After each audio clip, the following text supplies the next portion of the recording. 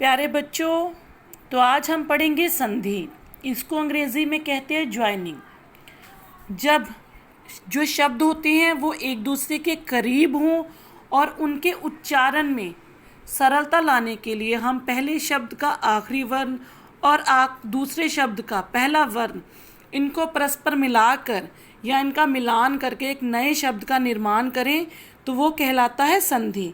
जैसे देखिएगा, भोजन प्लस आल्य। भोजन शब्द में न वर्ण, आल्य शब्द में पहला आ वर्ण, इनको हमने मिला लिया है और बना है भोजनाल्य। यह भोजनाल्य शब्द होगा संधि। और इसके विपरीत होता है संधि विच्छेद। विच्छेद का अर्थ होता है अलग करना। जब हम बनाई गई संधि को पूर्व जो होता है उनकी दशा या स्थिति कह लीजिएगा, उसमें ले जाते हैं तो वो कहलाता है संधि विच्छेद। जैसे भोजनाल्य की शब्द की पहली स्थिति है भोजन प्लस आल्य, ये कहलाएगा संधि विच्छेद। अभी आपके संधि और संधि विच्छेद दोनों आपके समक्ष हैं।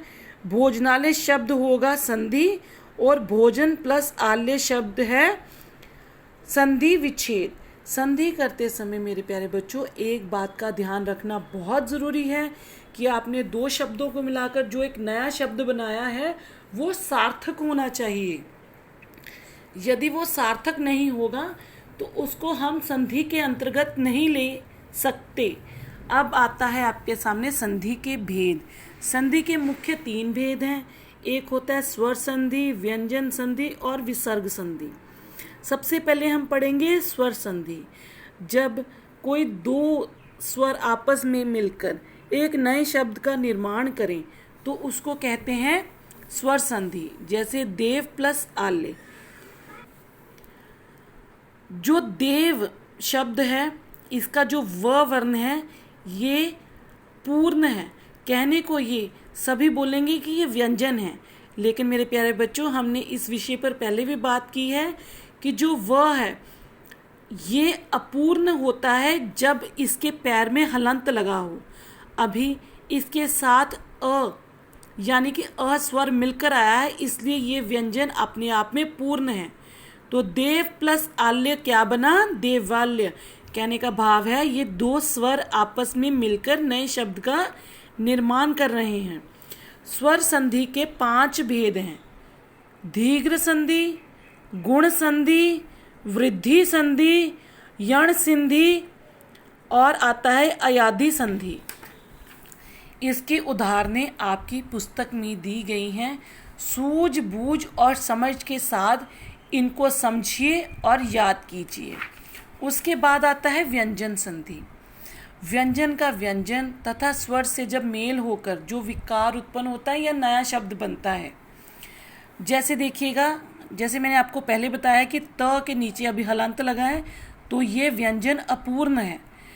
जगत प्लस ईश बना जगदीश। देखिए, जो पहला त है वर्ण वो व्यंजन है और ई ये है स्वर। व्यंजन का स्वर के साथ मेल हुआ है यहाँ पे, जगत प्लस ईश जगदीश। उसके बाद आता है विसर्ग संधि। विसर्ग के साथ स्वर या व्यंजन किसी का भी मेल हो और उस मेल से एक नया शब्द बने तो उसको कहते हैं विसर्ग संधि। जैसे मेरे प्यारे बच्चों, ये देखिए उदाहरण, मनः। जब मैंने पहले भी आपको बताया है कि यहाँ जो लगता है विसर्ग लगता है तो वहाँ ह का उच्चारण होता है। मनः प्लस रंजन, इससे बना है मनोरंजन। और इसके साथ ही अभी आपकी कितनी सारी उदाहरणें आपकी पुस्तक में ही हैं। यह ज़रूरी नहीं है कि आपने किसी भी प्रश्न का उत्तर देना हो और तो आप पुस्तक में दी गई उदाहरणें ही दो।